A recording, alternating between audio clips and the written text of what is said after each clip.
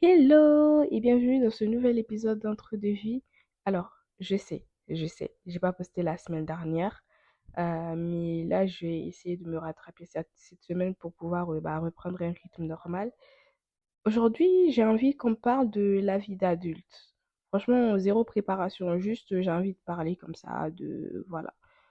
Euh, Tout à l'heure, j'étais assise et je me suis rendu compte qu'en vrai, ma vision de la vie de jeune adulte, si je peux le dire comme ça, ma vision de quelqu'un qui avait 20 ans, quand moi j'avais peut-être 11-12 ans, et ma vision de quelqu'un qui a 20 ans actuellement n'est pas du tout la même, il y a un gros gap.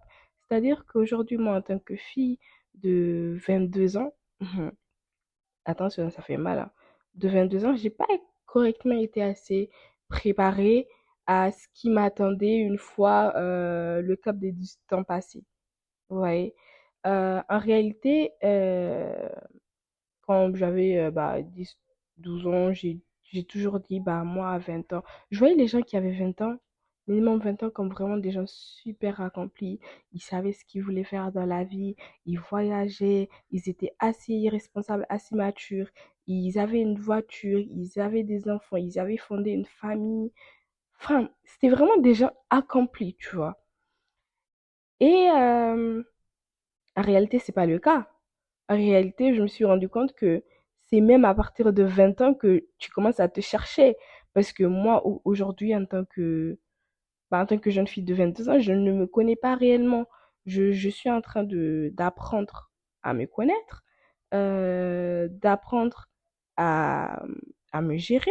Et le problème, c'est que euh, le fait que tu veuilles changer ta version de toi que tu ne connais pas en quelqu'un que tu penses connaître parce qu'on a des idéologies de ce que le meilleur de nous-mêmes sera et tout, de notre meilleure version sera, bah tu vois, ça peut pas fonctionner. Parce que avant de, de vouloir, de vouloir t'améliorer, il faut que tu te connaisses réellement. Et quand je dis te connaisses réellement, c'est pas juste oui, j'ai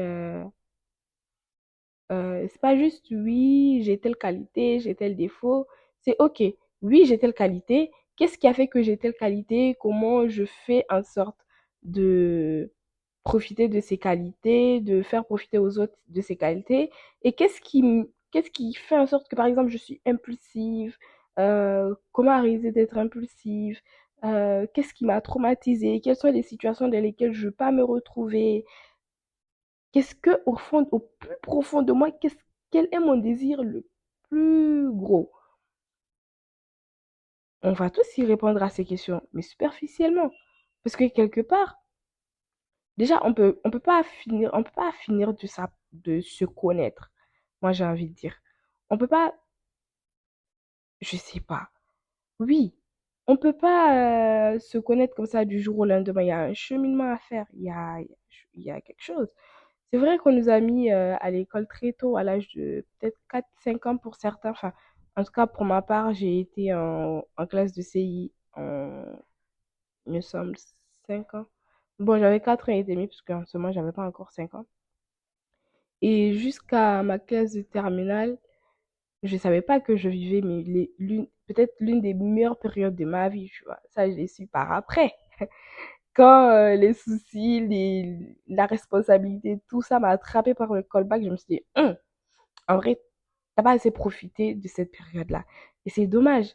Moi, je pense que nos aînés, ils devaient, euh, je sais pas pour certains, peut-être ils ont eu ça, mais nos aînés se devaient de nous dire, écoutez, vous êtes dans la meilleure période de votre vie.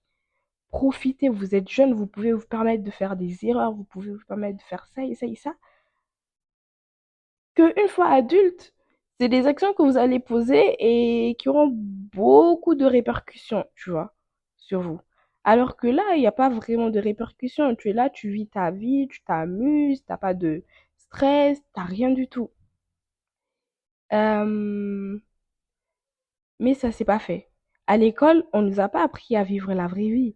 À l'école, j'aime dire ça comme ça, c'est qu'on nous forme pour être des robots, pour être euh, des machines qui vont toujours rester, par exemple,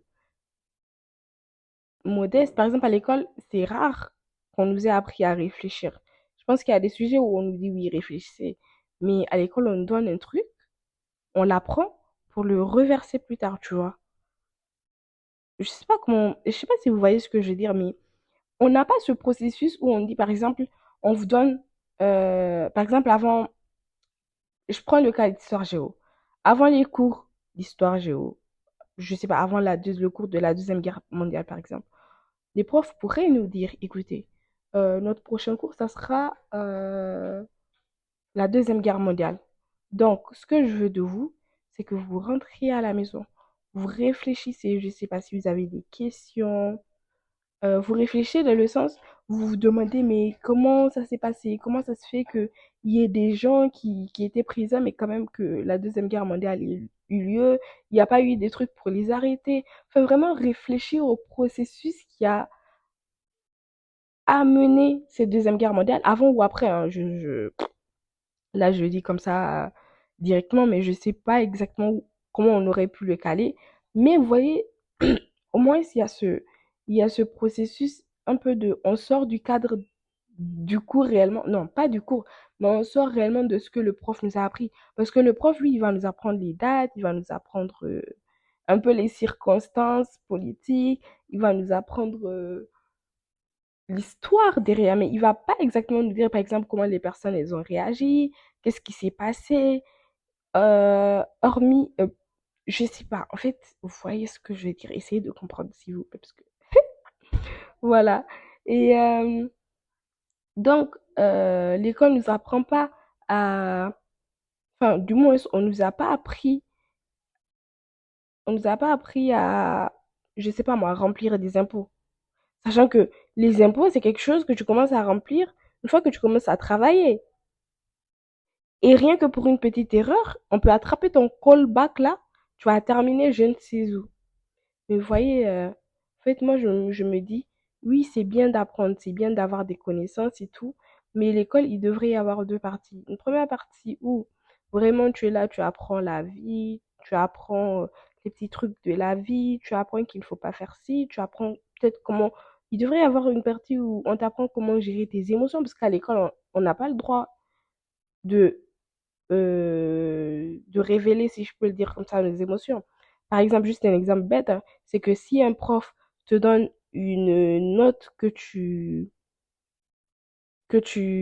euh, que tu penses mériter plus et que tu commences à bouder, des fois à pleurer parce que enfin, tu es tellement exaspéré et tout, bah tu vois, en même temps, c'est dans une classe et tout, je comprends.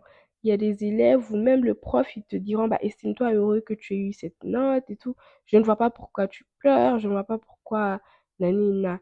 Alors que, bah, toi, tu as fait, je sais pas, tu as fait ton programme, tu t'es mis en tête que une bonne note, c'est ça, ou du moins, on te l'a bourré, on t'a bourré ton crâne avec ça. Enfin, c'est pas évident. C'est pas évident si je peux le dire comme ça. Et aujourd'hui, en grandissant, on te dit, OK, généralement, tout ce qu'on a appris à l'école, euh, dans la vraie vie, vraiment, quand je parle de la vraie vie, c'est genre, mis à part le travail, c'est pas quelque chose que tu utilises tout le temps. Je sais pas moi, qui utilise le théorème de Pythagore dans sa vie de tous les jours? Personne. Par contre, dans ta vie de tous les jours, il faut que tu gères ton temps, il faut que tu gères tes émotions, il faut que tu gères ton budget, il faut que tu gères un appart, il faut que tu gères tes rendez-vous médicaux, il faut que voilà, il faut que tu vois, que tu vives comme un vrai responsable. Honnêtement, moi, ça fait, par exemple, pour les rendez-vous médicaux, je pense que rares sont les fois, j'ai peur du médecin, j'ai peur des piqûres et tout. Je suis déjà allée chez des médecins ici. Mais à chaque fois, c'était pour la même chose, c'était pour une première consultation. de médecine générale, enfin pour voir en surface, hein, s'il y a rien qui découle. Mais pour aller faire des examens, c'est très très compliqué et j'ose pas le faire, tu vois. Alors que si ça avait été quelque chose qu'on nous avait appris depuis, qu'on nous avait inculqué, enfin qu'on nous a appris comment gérer tout ça au fil du temps, on serait pas en galère. La discipline aussi, il faut qu'on soit discipliné. Si on nous avait donné depuis l'école des méthodes pour être discipliné, que vraiment le but même de l'école était la discipline, je pense que beaucoup de problèmes on n'aurait pas eu. Parce qu'avec la discipline, on arrive à gérer son temps. Avec la discipline, on arrive à gérer ses émotions. Avec la discipline, on arrive à gérer son budget. Avec la discipline, on arrive à faire de grandes et belles choses. Bien, hein. De toute façon, tu peux pas espérer construire une version de toi, une version idéalisée de toi, alors que tu n'as pas fini de guérir la version que tu étais et la version que tu es actuellement, tu vois. C'est un cheminement qui se fait, j'ai envie de dire, c'est un cheminement qui se fait simultanément, tu vois. Tu peux pas juste te contenter d'apprendre des choses, voilà. Il te faut en même temps essayer de comprendre pourquoi tu as certaines réactions face à certaines situations, qu'est-ce qui te pousse à faire telle chose, bah, écoutez, qu'est-ce qui a fait que j'ai cette qualité aujourd'hui. Voilà, genre essayer de se connaître, même si on peut pas se connaître à 100%, c'est impossible. Du moins, je le pense.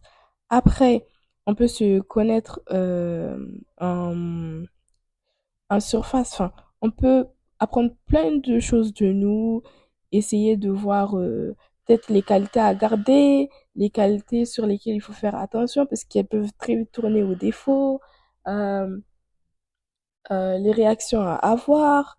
Et en fait, ça commence au début de l'âge adulte, quoi. Je pense à partir de 18 ans, parce que moi, je me dis, avant 18 ans, avant d'entrer à l'université, on est tous un peu, on est tous un peu, comment on va dire, occupés par le fait de s'amuser, de faire la fête, de bien s'habiller, voilà, de sociabiliser, genre de vraiment vivre sa vie, tu vois. Et comme je disais tout à l'heure précédemment, c'est que si on avait su que ça aurait été peut-être l'une des périodes les plus belles. Moi, je pense que chaque période qu'on vit est belle. Maintenant, il y en a certaines qui sont plus belles que d'autres. C'est vrai. Parce qu'il y en a certaines où on est dans l'insouciance. Il y en a certaines où on est accompli. Il y en a certaines, et là, c'est l'une des phases un peu les plus complexes, je dirais, dans le sens où on se cherche encore, on ne sait pas ce qu'on veut devenir exactement. Et même si on sait, on a des doutes, on a des peurs, on a des choses qui nous travaillent un peu. Et ça fait aussi la beauté de cette période, hein, écoutez. Donc, ce n'est pas facile, mais c'est quand même une forme de maturité, j'ai envie de dire. Donc, ce que je voulais dire à travers cet épisode de podcast, c'est que le plus fou dans tout ça, c'est qu'en vrai, on est presque tous dans le même bateau. Certes, il y en a certains qui ont eu, on va dire, la maturité d'y penser plus tôt, qui sont un peu plus avancés sur nous, mais de toute façon, on est tous perdus dans cette période-là. Même des gens qui sont dits posés ne savent pas réellement ce qu'ils font. Tu vois ce que je veux dire? Même des gens parmi nous qui sont parents, qui sont mariés, c'est un peu compliqué pour eux de gérer ça parce que c'est la première fois qu'ils le sont. Ils n'ont jamais été dans cette situation auparavant. Donc, on arrête de se comparer parce que, comme j'ai dit dans plusieurs de mes anciens épisodes, le fait de se comparer, c'est plus néfaste qu'autre chose. En plus de ça, les gens, vous le savez, je le sais, les gens nous laissent voir que ce qu'ils ont envie qu'on voit. Donc, que ce soit les belles choses, déjà ils vont pas venir t'expliquer leurs problèmes, par quoi ils sont passés pour obtenir ce qu'ils ont. Enfin, tu ne vois pas tout le background, tu vois. Tu vois uniquement toi le résultat, peut-être, et peut-être des fois c'est même un résultat qui est faux. C'est un résultat qui est illusoire. Ouais, si je pense que ça se dit comme ça. C'est un résultat qui est illusoire et voilà, qui est là juste pour te donner l'impression que toi, tu as échoué à ta vie, alors que pas du tout. Donc, les autres n'ont pas forcément une très longue avance sur nous. Certes, il y en a qui ont peut-être commencé à, je sais pas moi, travailler sur eux plus tôt sans le savoir, et aujourd'hui, ça les aide. Peut-être qu'il y en a, je sais pas, écoutez, il y a de tout.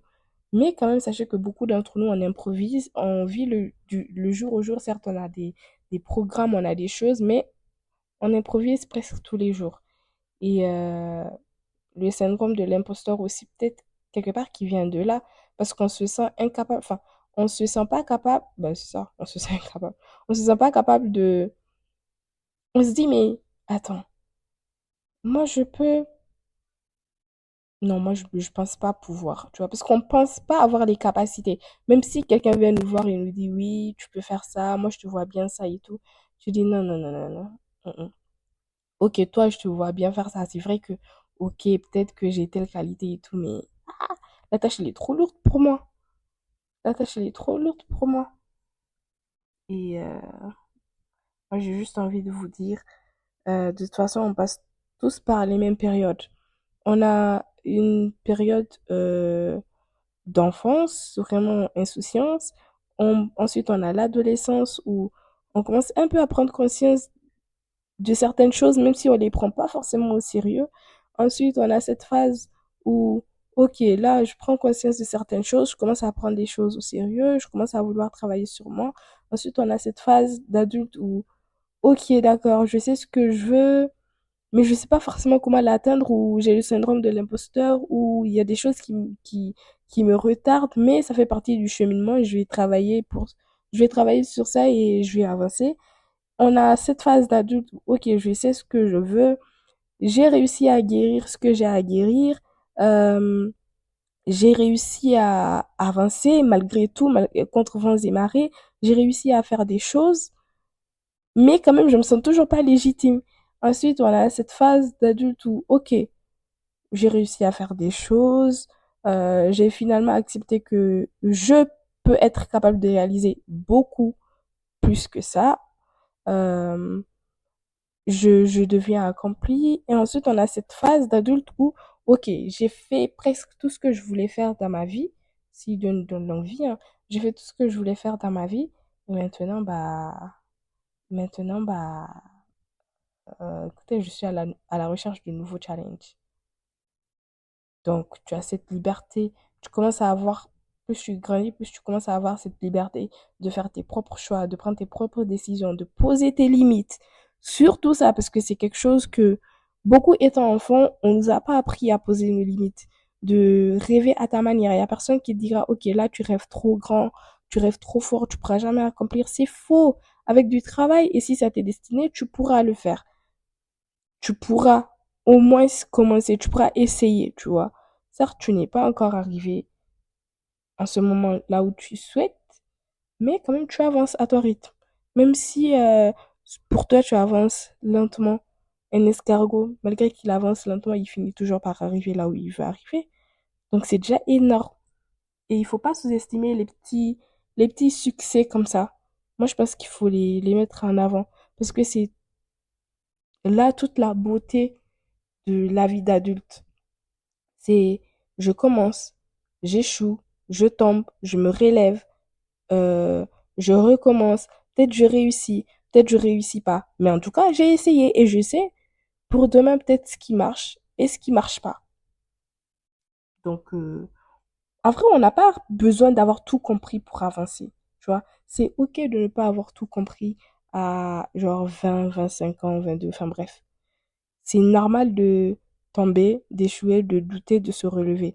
Mais l'important, c'est quand même le cheminement. C'est le cheminement. Parce que demain, quand tu réussiras,